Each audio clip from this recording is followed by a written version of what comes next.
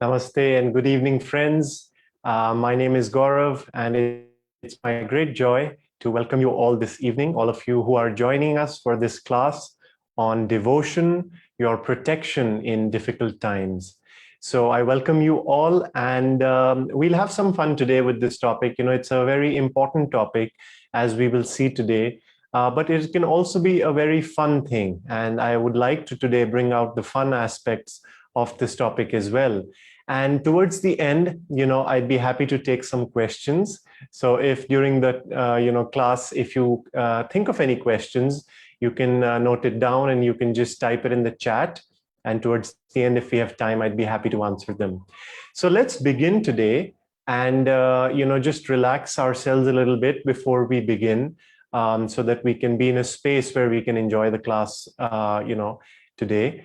And so let's do one thing. You might be familiar with this, but what we'll do is just very quickly relax our body. We will tense it with a double breath, and then we will relax, exhale, and we will do this a few times. And then just for a moment, we'll sit in silence and center ourselves for this class. So let's just take a double inhalation and tense the entire body twice. Exhale and relax twice more.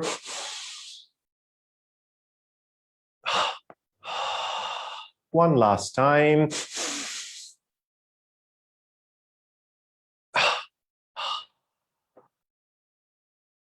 And with this last exhalation, sit upright and close your eyes for a few moments and try to feel space in your body. Be very still. Perhaps you can gaze at the point between the eyebrows.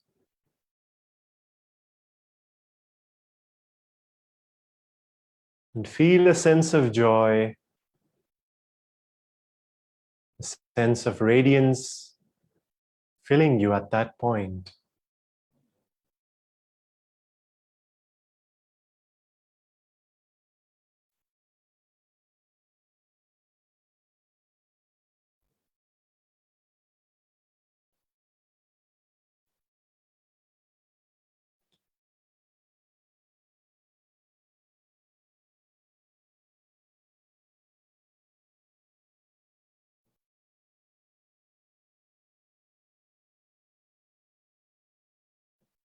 Om Shanti, Shanti, Shanti.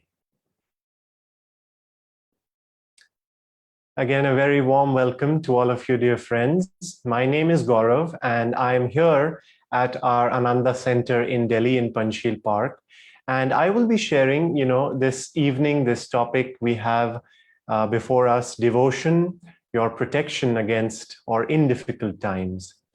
And this is a very important topic, one that is, I can say, vital, one of the most important qualities that as truth seekers, as devotees especially, if we are serious about our spiritual lives and if we want to last an entire lifetime, which is sometimes, it is not everyone's lot to last a whole lifetime on the spiritual path. But if we are headed for that, then it behooves us to pay importance to this very important quality of devotion. And we will see today, that what is it? How do we awaken it? Perhaps we feel it, perhaps we feel it a little, we'd like to feel more. So let's discuss it today. And especially, in these times, which I think we can call them difficult in one sense, everything that is happening around us in the world right now, or let's say how the past year has been. And on one level, it has been difficult, certainly. But on the other, as I think about it, and as I was thinking about this, I think it has also been, at least to my mind, in my thinking, one of the most beneficial times, spiritually speaking, for people who are on the spiritual path, who have a spiritual life. Because I was thinking, that in life, when everything is going well, there are no challenges, relatively speaking, when things are going at a normal rhythm, then really, I mean, we don't know whether we are progressing or we are going backward or we are standing still, though there can not be any standing still on the spiritual path. But as I look, upon this past year, and it can be difficult, can be called difficult, I think it has also been a great opportunity for those of us who are on the spiritual path, I would say, to test whether what we have taken up, whether we've been able to stick to our guns, as they say it, whether we've been able to practice, as one saint said. She said, your religion is tested in the cold light of day. And more so in this time, when you can say everything around us has been falling apart, outwardly, and still have we been able to stand, unshaken. There is a song that Swami Kriyananda ji, who wrote many songs, and he also infused philosophy in some of his songs.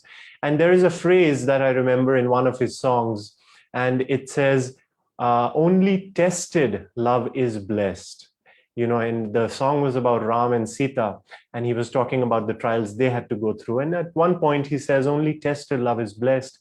And made me think, isn't it true that even in our lives, if you happen to be married or you have, in a relationship, it is often when tests come, not when you fall in love and, you're at the beginning of a relationship, of a marriage. It's not then really, when what quality your love is of, but when the tests come, when the difficulties come at home, at work, between you and your spouse, perhaps, if through those you can keep your love shining ever brightly, unconditionally, that is what Swami was saying. Only tested love is blessed. And in that same way, I was thinking, that as truth seekers, our love for God, our devotion for God, it gets tested in the very, very same way. Not when, everything is going fine, but when those tests come, when God sends us things outside of ourselves that go, that may seem to completely go out of our control. But if in the midst of that, we can still love God. And Yogananda ji once said, he said, you can be the worst of the worst, but you will be safe if you love God. And he said, if you don't love God, you are bound. And so, it is a very beautiful thing to ponder about, to think about. Yogananda ji once said, he said, God has everything in this universe, everything, but one thing. And he said, that is our love, the love of human beings. And he said, he has given us the free will either to give that to him or to withhold that from him. And, I was thinking, I mean, on one level, God really doesn't need anything. Master said he needs our love.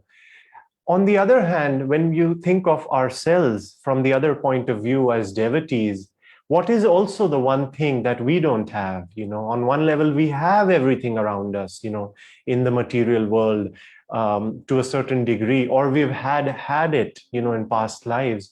But what is that one thing that we too do not have? But that without which we will too not find fulfillment, and that too is God's love. As Saint Augustine said, he was a great saint, and he said, thou hast made us for thyself, and our hearts are restless until they find their rest in thee. Which is to say, the devotee tells God that you've made us just for yourself, and until we find you, until we find your love, our hearts too are restless. So it's a very sweet, you can say, divine Leela, divine romance that the devotee gets to play out with God. But we might say, well, how do I feel? We talk of devotion, we talk of love, and this is all fine, but I don't feel it, and in the beginning, we don't feel it usually, unless we have had that carried into our consciousness from the past. And so in the beginning, you have to work for it almost. Swami Kriyananda said he too had to work for devotion. But I was thinking of an analogy, and this might sound a little strange. I find myself doing this, and maybe sometimes you too, maybe the child in you also does this. But I see that sometimes, when a meal is served and there is a sabji, there is a vegetable that is served, and let's say it's a mixed veg, there's an assortment of veggies in there. You often have that one or two things that you especially like, you might like the whole thing, but it could be mushroom, it could be paneer, whatever it might be. There's that one thing maybe from childhood you liked it, and when that thing is served, at least I find myself kind of zooming in on those pieces of vegetable, and you find it. You in a pan, you find it, and you take them, and even if one is hiding, you toss the broccoli, you toss the bengan, and there you find another piece of that vegetable that you like, and you relish it. Sometimes I think children do this more, but on their plate you'll see that their favorite sabji, it's to the side. They eat everything else, and it's as if like the last bite they want is of that, and so they savor that till the end. And I was thinking, we can use that same analogy for our lives when we talk about finding devotion, finding love within ourselves, because we are talking about discovering that fountain of love which exists within us. We are made of that. We're trying to find that so we can offer it to God. But you cannot offer something which you do not have. So in the same way, if we zoom in, like looking at that pan and knowing exactly what you want, if you zoom in, if you focus the lens of your concentration in yourself, in your life, you will find it. There's nothing, they say, when the heart is open, when your heart is open, when you love something, you cannot but find it. It's hard for you not to think about it. Your energy naturally goes towards it. And so you find it, you manifest it, whatever it might be. And in the same way, we have to keep that in mind, that we too, in that way, can find that love within us, can find that devotion within us, which is there always, and then offer it, as an offering, as a self-offering to God. I was thinking, what are some ways in which, at least in my own experience, and of course also in a general way, that we can have that devotion, we can have that love, or we can awaken that devotion, we can awaken that love. See, because friends, especially as devotees, as truth seekers, devotion, Swami Kriyanandaji once said, he said, nothing will take you down. Very important. He said, nothing will take you down if you inwardly love God. And when times get difficult around us, as we see, the world around us, circumstances, it is all the more important for us to cling to God with all the devotion, with all the love of our hearts. And if we do, then things could just be going, crazy around us. But like Swami said, that you will be protected, you will stay on the path. But if our devotion, is lackluster, if that love for God, if that desire, if that longing, if that is lukewarm, unfortunately, that is when devotees either slip away, or they go through dry periods, doubts, and so many other things, or unfortunately, sometimes they leave the path, So it is very important for us to know, how do I get this devotion? How do I get this love that saints often talk about? And I was thinking of some ways today we can develop that. The very first thing I want to offer as a suggestion, which, saints have spoken of it, and I have had the opportunity to practice it in my own life, is a very simple thing, the simplest of all on one level. And it is simply to become more and more childlike, you see. And how, I have done it. Christ said, he said, God does not reveal himself unto the prudent and the wise, but unto babes, which is to say, you have to be childlike. You have to, or in other words, you have to remember that we are just like children, before God, before the Divine Mother, we are just children, nothing else. We are not wise. We are not this, that, or the other thing. We are not all the self-definitions we either put on ourselves or the world puts on us. And to constantly remind us, I am just a child. And in the beginning, it can be hard because, if you've gathered a lot of self-definitions, it can be hard to break them. But what I did was, one fine day, I, realized that I must get this quality of being more childlike. And what I did was I dug out my pictures from childhood, when I was small, maybe a toddler, maybe a little big, but not too big. And I started, after many years, maybe decades, I had taken them out and kind of renewed the joy of those days and of those years. And those memories, the sweet ones especially, of having lived a very sweet childhood, when we're children, we are carefree. I think all of us can at least remember some of those memories. We know where with our parents, perhaps we have fond memories of being loved, of being taken care of, just totally, utterly having implicit faith that, you don't need to worry about anything. The mother is there, the father is there. And I would encourage you, this might seem like a strange practice, but try it. Dig out a picture or two of yourself when you were small. Because what I did was then I started looking at those pictures. I even put them for a point of time on my altar, next to where the masters are, just to kind of deepen that memory that this is who I am, and I'm not anything that my own even mind, that my own ego tells me, but I am that, you see. And what I also then remembered, and this is very important for us in deepening that relationship with God. And God, you can think of God, I like to think, as many devotees of this path, as the Divine Mother. Yogananda used to say, mother is closer than the father. And so it's easier, much easier to think of God in that way, in which form you can completely approach, without feeling shy. And so I also thought, I remembered this one story, when I was young. Again, I must have been 7, 8, perhaps 9. And one day, my parents had gone out of the house for some work. But they had promised me that in the evening, they said when they come back, we would go for an outing somewhere, they had said. Well, the day went on. I came back from school and I remembered my parents weren't home. And, at a certain point, I dressed myself and put on my best clothes. And I waited and I waited and I waited. And they were late, and I just didn't know what was happening, why they weren't coming back. And we had a balcony, you could see the cars coming, and I would know if they were coming. And I was there in the balcony and going up and down. And this anguish was kind of building up in me, because suddenly I thought, has something happened to them? And a little child, how he or she thinks, their world is invested in their parents. And suddenly I was like, what is happening? Finally, that, you can say, the anguish left me. They were late, something happened, they were late by a few hours. But when they came back, I just remember that feeling of, just jumping into the arms of my mother or my father. And just that, the feeling of longing, for the mother, when she's away. And when for a child, the mother is, as Yoganandaji said, the whole world sometimes when you're at that age. And I remember that feeling and the comfort that it gave a little child. And I was thinking, it is absolutely the same way for us, and the same way we have to approach our relationship with God.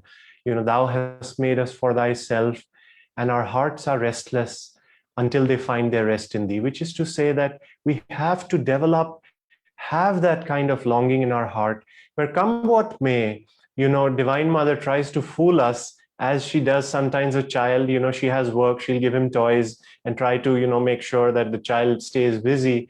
But when the child says, I'm fed up with the toys, I just want you, she comes running. In the same way, we too have to approach God as a child, and with that kind of longing. And once we have done that, the second thing to do is to more and more invite God. If it's, let's say, in the aspect of the mother, then to invite God into our lives and into the smallest details of our life. And Kriyanandaji used to say, he said, always have a mental conversation going on with the Guru. Invite him, talk to him, share with him your problems, your worries. And, at first, again, this is hard. But as you develop that practice, it becomes so much a second nature to you.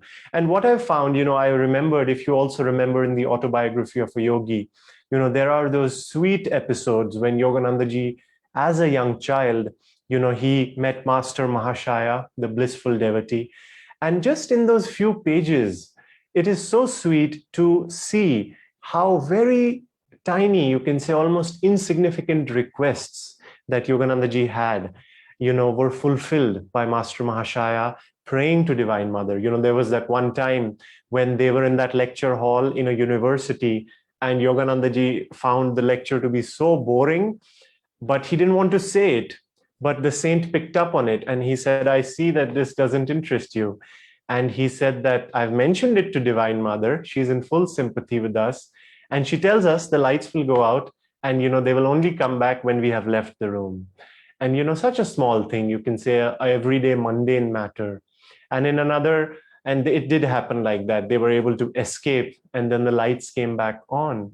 And another day they were walking on the road and Yoganandaji spied a friend of his who used to talk a lot. And the moment he saw him, Yoganandaji said, God, I hope he leaves us because, he can keep on and on and on talking. But the friend came and he started talking to Yoganandaji. And again, Master Mahashaya whispered to him. He said, I see that this person doesn't interest you. You don't enjoy their company. And he said, I have mentioned it to Divine Mother. And she tells me that as soon as we reach that building, he's going to remember some work and he's going to leave us. And again, that was true. And when I read these episodes, and I read them again and again, I realized, how much fun, how adventurous life can be if we can invite God into all these small details of our life. And if God can participate in these, trivial things, but through that, God can come closer to us and we can develop that relationship. So I said, okay, let me try that also. And I started, experimenting, and you have to take one step at a time. You can't be presumptuous. But I remember one time there was a relative of mine, and there was a friend of his who would call him often. And again, maybe 5 times a day, he would call him. And he would always say, I want to talk to Gaurav.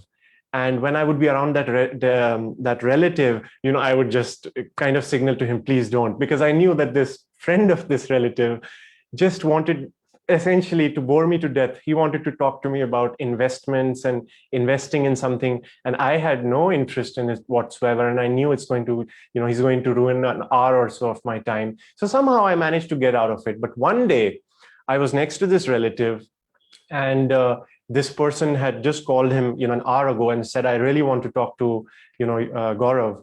And this relative said, okay, next time when he comes, I'll make sure you'll speak to him. So I was with this person, and this relative of mine said, now, wait a minute, let me just call him and let's get this over with. And in the few seconds that it took for him to call, his friend, I just remembered this story from the autobiography of, Master. And I just sent a silent prayer. I said, please save me. There is nothing I can do now, but please save me.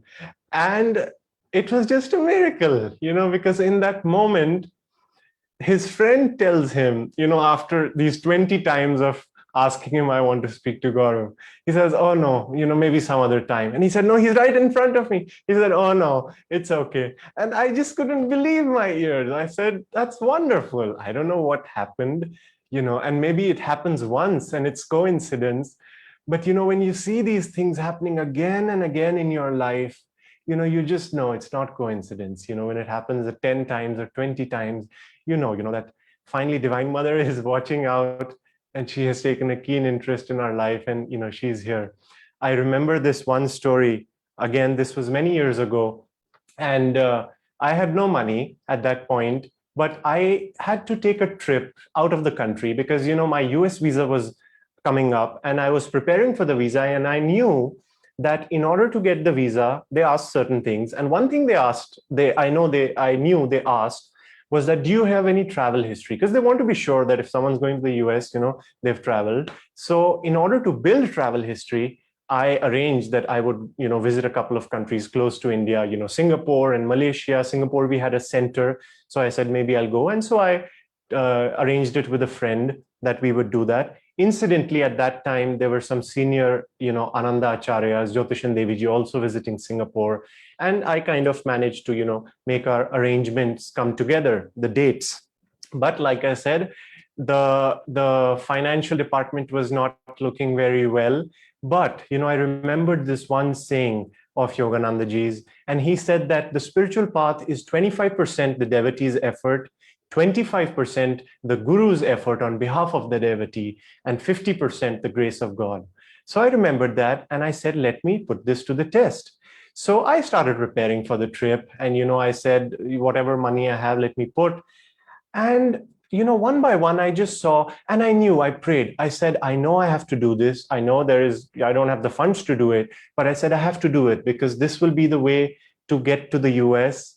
And in the interview, they ended up asking me, and I was able to say yes, and I said, I have to go to the US, so help me. Now, it was so amazing, from the time I started planning for the trip, you know, in mysterious ways, somebody offered to pay, right on the spot for one way of the ticket. We landed in Singapore, and we were, my friend and I, we were supposed to stay in, a very small room at someone's place.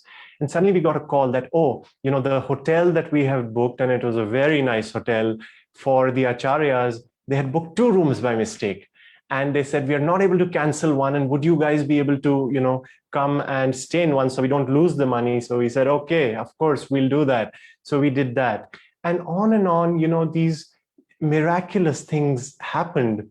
And the interesting thing was, when I came back to India, I was doing my accounting just to see how much money had the trip cost and whatever. And I realized that the trip had costed about roughly 1 lakh rupees, 1 lakh, 1,000, something like that. And I realized that from my side, I had put in 25,000 only, or I had ended up putting 25,000. And, suddenly it struck me that, oh, I had prayed. And I mean, I don't know, again, if it's coincidence, but that equation, you put your 25% and the remaining 75%, God and gurus, they help us. So I've seen it again and again. I'm sure you've seen it also in your life in small ways and big ways, but it's so reassuring, when you see these things, and your relationship, I should say, with God becomes so much sweeter. Not really, friends, because of the gifts that God gives you, because see, after a while, it is good. Our prayers get answered. I think it's good because that I'm not imagining things. It's now a two-way communication, that Divine Mother is looking after me just for that reason, not for the gifts really. Those are just symbols.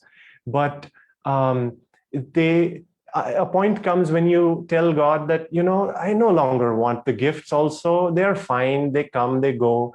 But I really want your love. And that is the stage we want to progress to. Of course, this kind of thing takes faith. It takes trust. It sometimes takes, after a point, actually, it does take jumping off into the unknown. You cannot, after a point, have your feet in both boats. Swamiji used to say once, he said, you can't be worldly, but at the same time hope to be spiritual, and kind of make both of them work. And say to yourself, okay, I'm going to organize everything properly, make sure the stock market is behaving, control everything, be practical on all levels. And then you go to God and say, God, please take care of me, I give you my all. He said, that's not the way, to kind of approach it. There has to be faith, and there's a thin line. I remember, there was a friend I was staying with some friends one time, and the friend's father, he casually said, show me your hand. He, at least somewhat knew how to read hands. So I showed him my hand, and he said, oh, wonderful hand, very clear hand and whatnot. Didn't mean a thing to me. But then he said, oh, but I don't see any money in your life. I said, okay, well, that's not new. But what, of course, I didn't feel bad about that. But even the fact that not having money, not having anything, it does not matter if you have your relationship with God is real. If it is there, then that's all you need. But even, you have to be practical, you have to live. And like my other money tale, there was one more money tale, because when this guy told me you have no money, I knew it. I had already at that point decided or understood that was going to be how things were. And I said, okay, God, you are my wealth manager, and you'll have to, you've put me on this planet and you have to help me through. And, I didn't worry about it. And so a time came, one time in my life when the money I had been receiving for many years, income, it was about to stop very soon. And there was no other source of income in, sight. And I was a for a moment you get unsettled. What are you going to do? It was a time of transition. But, I knew inwardly that God will take care. Again, remembering all the times he had taken care of me. And so I didn't worry too much. And at the same time, I felt inwardly, now was the time to take a break, take a trip, which meant more bills and more expenses. But I knew, that was the right thing to do. And I decided to take that break, that seclusion, that time deepening, after a period of activity, spending time in meditation and, with God and with Divine Mother. And mind you, no clue where money is going to come from, and where the next check is going to come from. But, all of a sudden, when I was in the midst of this break, one fine day, I get a call. And this is a person I had met some years ago, some years before that episode, just once in my life. She wasn't a friend. It was an acquaintance who I had met just at a resort many years ago. And out of the blue, she called me and she said, "Hey, how are you?" I said, "I'm great. I was hearing from them from out of so long." And she said, "Hey, I have a project and would you be interested?" And interestingly, it was a project around meditation, something I liked. And I said, "Okay, sure." First, I said, "Oh, I have other friends I can tell you about. They can do it." But she kept insisting, "No, you do it. You do it." So I said, "Okay, I'll do it." And I was wondering, okay, maybe there'll be some money involved. And there was.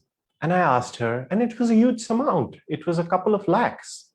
And that was just, I just felt so grateful at that point for, again, Divine Mother, without me planning, without me thinking, without me putting any thought, without being practical, God provides. It's like the mother always knows what the child needs. And if you have that degree of love, that faith, that she's always there, she's with me, she knows my needs, she will come through. You can test it in a million ways and she will come through and she will save you, out of those difficulties. So be adventurous, to sum it up, be adventurous and try these things in your life. Maybe first you try tentatively and you see some signs, but then go bigger, and do it unconditionally. Don't do it because of any ulterior motives that you're asking God for things or out of any likes or dislikes, but just do it because you love God, you have given your life to him, to her, and out of that, try to do that.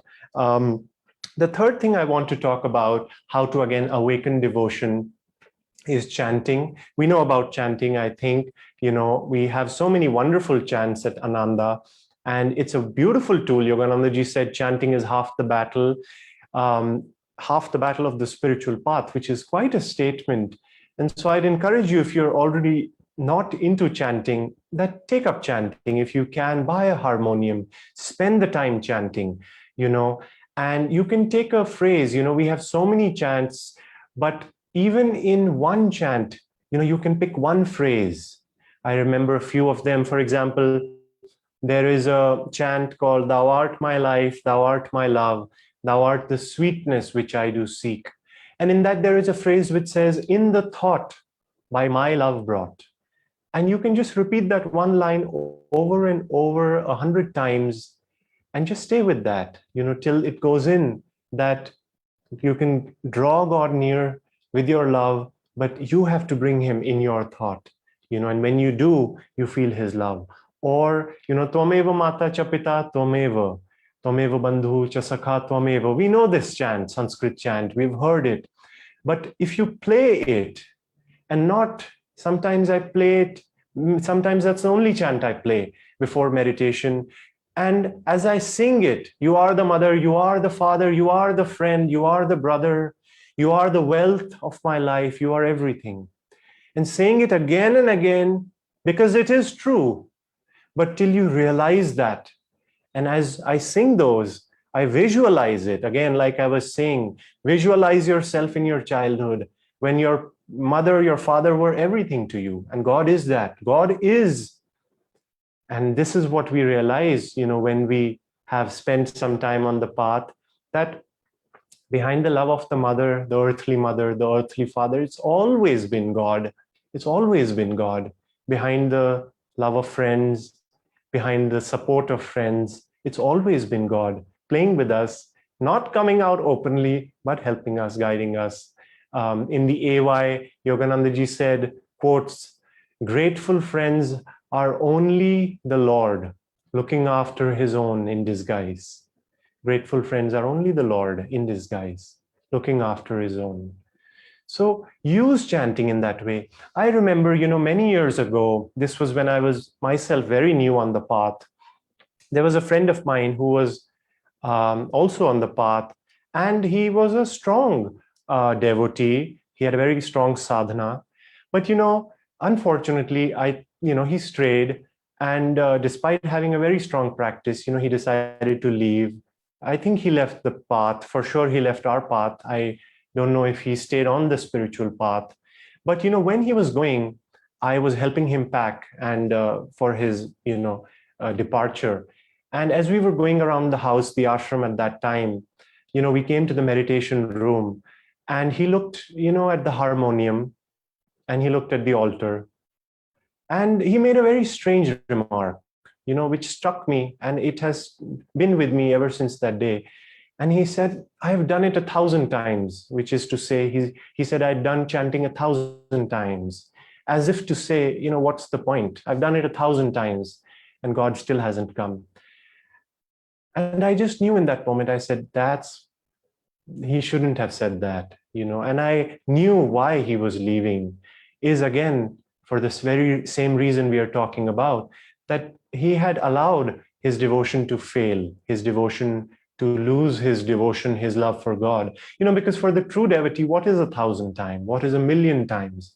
You can keep calling to God for eternity, as Swamiji says, until he comes, because there is no other goal in life. There is no other alternative, but to find God, to find the mother, to find your beloved. And so how does it matter how much time it takes, how much calling it takes, if that is the only goal, And I often remember that. And so through chanting, we awaken that love, but don't let your love, don't let your devotion, plateau, don't let it stagnate. Or if you think, oh, this is it, that's all the love I can get out of my chanting. No, God is infinite love. We have that within us. We have an infinite capacity to love and an infinite amount of devotion we can place at God's feet. So use the tools and know that you can extract some more juice, some more juice, some more juice out of them till God, like Yoganandaji said, attracted by our devotion, has to come to us finally. And then through service, which we know of also very briefly, we can awaken devotion. Service can become work if it is just done with the thought of work. But you can use everything you do. One time Swami Kriyananda said, "We are not even here to serve God." He said, "Just to love him." That doesn't mean that we don't serve. Don't quote me on that and say, "Oh, he said that we shouldn't serve." That's not what I mean, and that's not what Swamiji meant. But what he was saying is that, and what Yoganandaji also said, he said, nothing has meaning. He said, job, friends, our material interests. He said, nothing has any purpose, any meaning, if we don't use it as a tool to take us toward God, if we don't use it as a tool to offer ourselves to God. So which is to say that work can just be work, and then it has no purpose. The purpose of work is only one, to purify our hearts and to see everything we do as a self-offering. When we were small, my sister and I, we would see my mother and my father when they would come back from work. We knew they had a long day, and just naturally out of the love of our hearts, we knew they were tired. So we'd tidy up the home, and, just because we knew they'd come home, they'd like a nice place, so we'd clean up the mess and ready a glass of water just out of the love of our hearts, because we wanted to, serve them. We did not have an ulterior motive. And it is with that attitude that do everything. And if you do that, whether it's sweeping the floor, whether it's cooking, whether it's making money, whatever it might be, but inwardly just always realize, I'm doing it for you. Mother, I'm doing it for you. Father, I'm doing it for you, because it pleases you, however you want to approach it. But if you do that, then it becomes service, and then it can awaken devotion in you and keep that love alive. And then one last couple of last things I want to share. Um, Again, to awaken devotion, one, tune into the devotion of a saint. I was listening the other day to a talk of Anand Mahima, the great Bengali saint whom Yogananda ji mentions. And, the talk, it didn't matter much to me. I had closed my eyes and I wasn't really following what she was saying, but there was so much sweetness in her voice, the way she was talking about God. Just it thrilled my heart, and I thought that is the power of a saint. You don't have to see them. If you can, that's great, but if you can tune into their love, their devotion, what is it that makes them go forward, drives them? Yogananda ji, as a child, for days he would just think of the Divine Mother. He would cry for the Divine Mother, as not even a worldly man cries for money. And I use that as a tool to inspire yourself. Listen to their talks, read their books, gaze into their eyes, do anything you can, and they will bless you with that devotion. And finally, use meditation. Of course, meditation is an integral part of our path, but of other spiritual paths as well. And I have found that my meditations changed when I started doing all these things that I'm talking about. The techniques in the beginning, meditation itself, I have to admit, was very hard for me. It still is, of course, can be hard because we all have the same restless mind. I don't need to speak about that. But I found that the more my devotion increased, as Swami Kriyananda explained himself, he said that it just became so sweet. And someone gave me this beautiful piece of advice, which I had in fact shared last week. And they said, when you get married, when a person gets married, and there is a love marriage, and he said you go to work. He said that when there is love, you might be at work, but you're counting the hours and the minutes and till the time you will go back home, be with your beloved, spend time with them, talk to them, and it's hard for you not to think about them because your heart is open. And he said that is how your devotion must be. He said, because if you do that, then meditation and the techniques of meditation, which we have to do, they're techniques, they're technical, they can be technical or mechanical. But he said, if you're on fire with love for God, he said, then the techniques will become, just a way of communing with your beloved, that, you are so deeply in love with God that now through the technique, God wants to say something to you and you're totally attentive. You totally want to spend time with God. And meditation becomes so easy. You can go deep and, it just becomes beautiful. So in all these ways, friends, try, be spiritually adventurous, and perhaps you're doing some of these things already. And if so, then affirm to rededicate yourself to these ideals, to these practices. And I want to just end now, before we take questions, with with a reading. This was many years ago when Swami Kriyananda ji, one time, I believe it was a Christmas meditation, many decades ago, in the middle of the meditation, he suddenly spoke and he said, Divine Mother has a message for all of you, for all the devotees, for all the disciples. And I want to convey that message to all of you.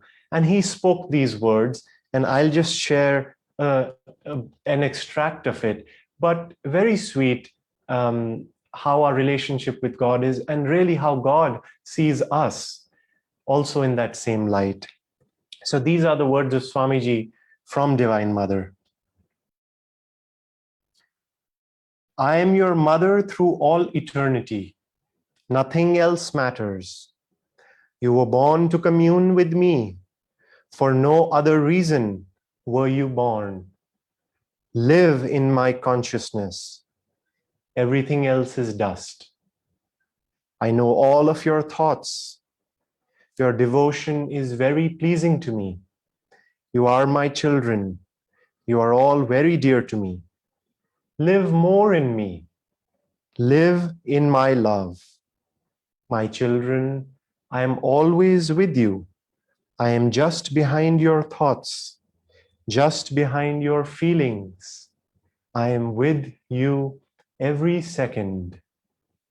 Let no other thought come between me and thee. So let's take those words as our inspiration to seek God in whatever aspect we hold dear, ever more deeply, to deepen that relationship. And it will carry us through many a great test without even us realizing that we're going through a test. That is what happens when our devotion is strong. We can pass through many things in life unruffled. So may the blessings of our masters be with us.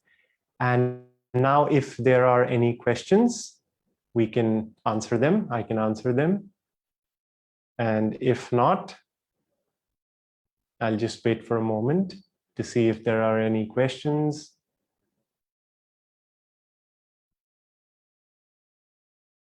Okay, maybe not. So thank you, dear friends. Thank you once again for joining. And I hope this was helpful. And I hope we can practice some of these things in our life. Joy to you.